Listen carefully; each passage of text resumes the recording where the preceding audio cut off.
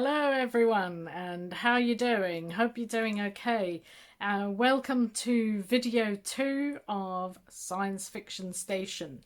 This is a video series where I'll be reading you a story, a chapter at a time, from this book, which is Ilnoblet Elmer and the Alien Water Thieves by myself, Kathryn Rose Newey, which you can get off Amazon in ebook or paperback form. While I'm reading, you'll be following along with the matching worksheets that I'll show you in a minute.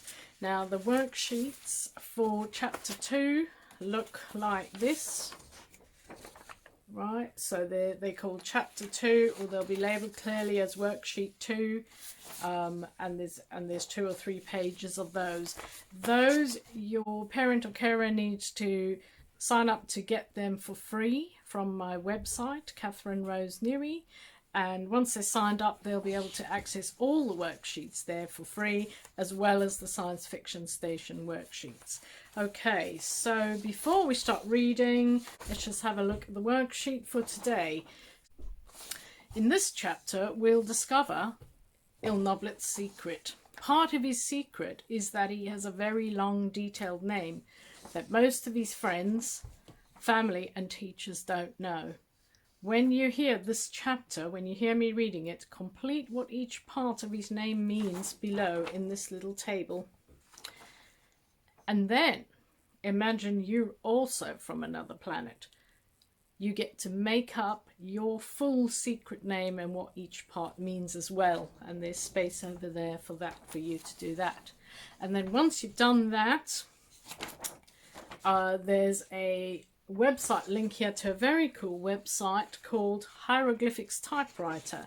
Now, this is Ilnoblet Elmer in hieroglyphics, and if you pop over to that website link on the worksheet, you can type your name in hieroglyphics as well. After I've finished reading chapter 2, you'll be able to pop over to the second page of the worksheet where you're going to draw yourself as an alien. Okay, so let's start with the reading for today. Right, so you're welcome to read along. Perhaps you have the ebook or the paperback with you. Chapter 2. So, hello. Well, I might as well say it and get it over with. My real name is Ilnoblet, Hisnificanca, Gapiton, Earthlink, Swainderzink, 589642. But most people know me as Ilnoblet Elmer. And I'm just an ordinary boy, really I am. I go to the school in my village, except I don't get to walk there like most children do, because I live just that little bit too far away for that. Usually my mum or dad drives me there.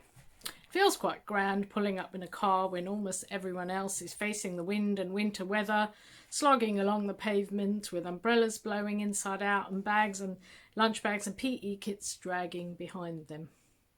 The school's an ordinary school too. I know, because I've been to other schools and they're all pretty much the same. The teachers are nice, mostly, except for Madame Dupont, our French teacher, because she's always cross. We do get to do quite interesting stuff in lessons, mostly, except for geography, because Mr. Fisher always talks about himself, and we get to run around outside at playtime and lunchtime with our friends. In other words, nothing much out of the ordinary really happens there, except for one-off things, like when Nathan fell really hard while playing football. I was near to him at the time and I heard the crunch, and he had to go to hospital in an ambulance. He had broken his leg and we heard the ambulance siren coming. We didn't do much work that afternoon. I don't know if we were more interested in how Nathan's leg had broken, remembering that sound and feeling a little scared, imagining if it were us, or excited and a little jealous because Nathan got to ride in a real ambulance with the siren going all the way to the hospital. Or on Friday when we got to walk all the way to the old church down in the next village and we could choose our partner to walk with. I chose David, who's my best friend, I think. We all thought it would be boring because we'd been last year and the year before. Schools do things like that. They take you on day trips to see churches and boring things. But this time the minister was really cool and made jokes, and some children even said they were going to ask their parents to let them join his church. I think it could be fun for me too if some of my friends went, but I'd have to convince my family first. Anyhow, the thing is, none of my friends or teachers know where I really come from. They do sometimes make joking comments like, "Il's in his own world," or "he's not from this planet," and stuff like that. But then it seems to me that people jokingly say things like that about other people anyway, don't they?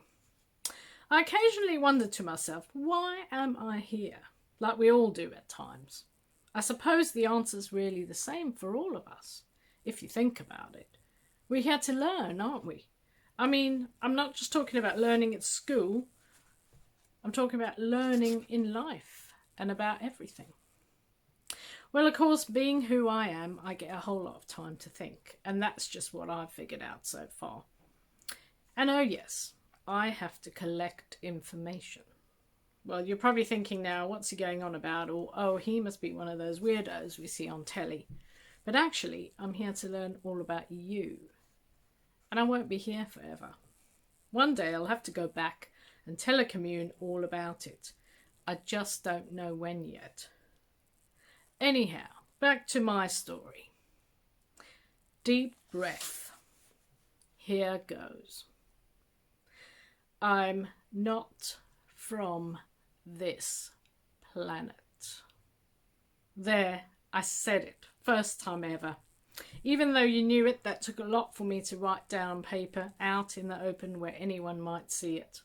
And just in case you got a bit of a fright when you read that about me, let me remind you that this news is not so strange, considering that Earthians, you call each other humans, have been interacting with universals, you call us aliens, for hundreds of thousands of years.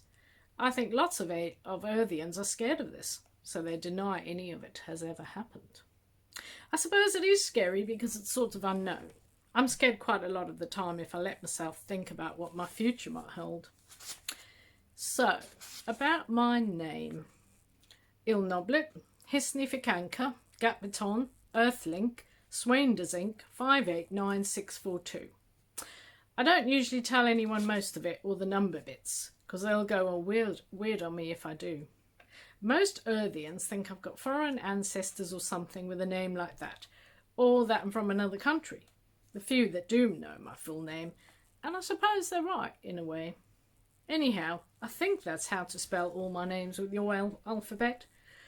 All of these actually have sound and meaning symbols in my language, a bit like Egyptian hieroglyphics, I suppose.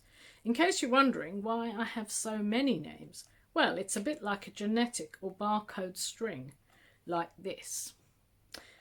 Ilnoblet is my individual name. Hisnificanca indicates my genetic code line, I suppose like a family name or surname. Gapiton is where I was made and the planet where I'm from.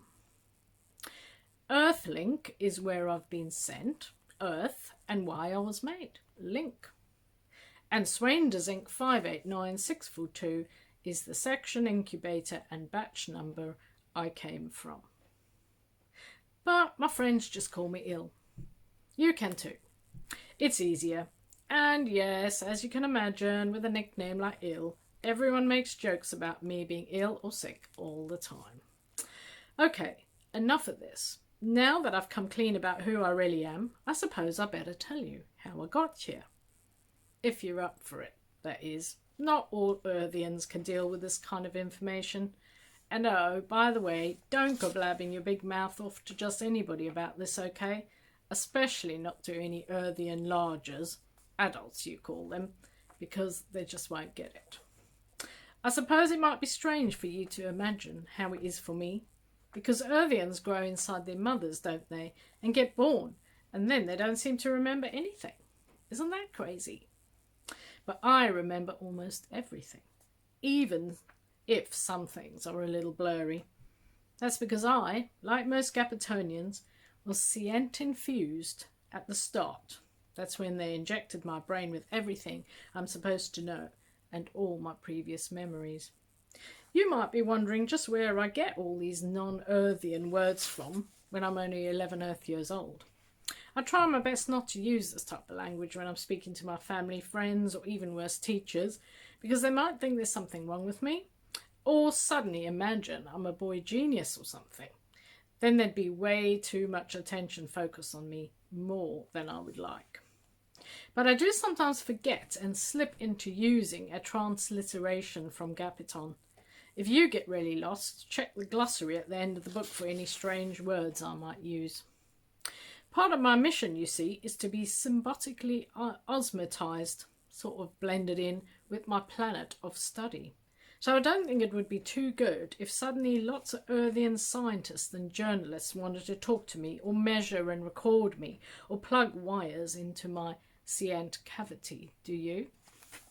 By the way, on Gapitonian, we also call our scientists by a similar word to what you call them on Earth.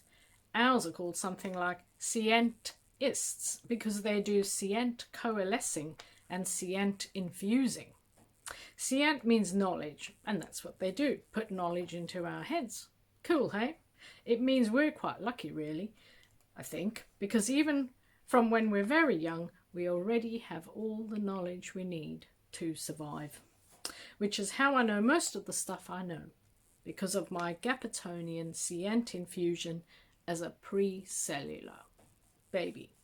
I say lucky because humans seem to need to learn everything. It looks like an incredibly slow process. I sometimes watch young humans, like my younger brother and sister, who don't appear to know very much at all. What a lot of trouble it must be for you. I reckon there's enough other things that happen in your life without having to learn all the basics of how to survive and what to do in certain situations as well. Anyhow, of course our scientists didn't just have to scient infuse me. They had to morph me into Earthian form too in preparation for my astromorphing. That's the whole process of preparing my body and brain and then transporting me to the intended planet for osmotizing. This involved complex chemical, electromagnetic and neo-Magellanic processes while I was in a sort of sleep mode, more like a coma, where I was so fast asleep that I was almost dead, actually. And that's the end of chapter 2 for today. Now, if you get out your worksheets, you're going to have a go, or hopefully you've been having a go at filling in some of the information about Ilnoblet's full name, and then making up a really interesting alien name for yourself. Also, you can have a go writing or typing your name in hieroglyphics over there. And then we come to the second part of the worksheets where I'm going to read from them. Continuing to imagine that you're not from planet Earth, how do you look? You might appear to be an ordinary human boy or girl, so no one suspects anything. But do you have any secret physical features or special powers, like biotech? Perhaps you have extra large ears under your hair to help you micro-hear. Maybe you have webs between your arms and body so you can fly. So you get to draw yourself here, showing all those secret features and labeling them with words from your planet. Now there are 2 pages actually for page 2, and it's really the same thing, except this one is for if you're very confident with drawing yourself. If you're not, there's a video. If you'd like to know how to draw a human body, check out this tutorial video, and there's a video link at the bottom. The second one is very similar, except there's already a body there for you, so all you have to do with that one is add your special features and your biotech and your special powers to the picture and then label them with words from your planet. So have a lot of fun with that, and I'd love to see your work when you're finished, your work and your drawings. Let your parents and carers know. Just reply to any of the emails they've received about the worksheets from me, and I'll be happy to put your worksheets on the website if you like, on my website. And I hope to see you next time for chapter 3, where we will be finding out how Ilnoblet got born and what happened to him before he came to planet Earth. So, see you next time. Over and out. Bye.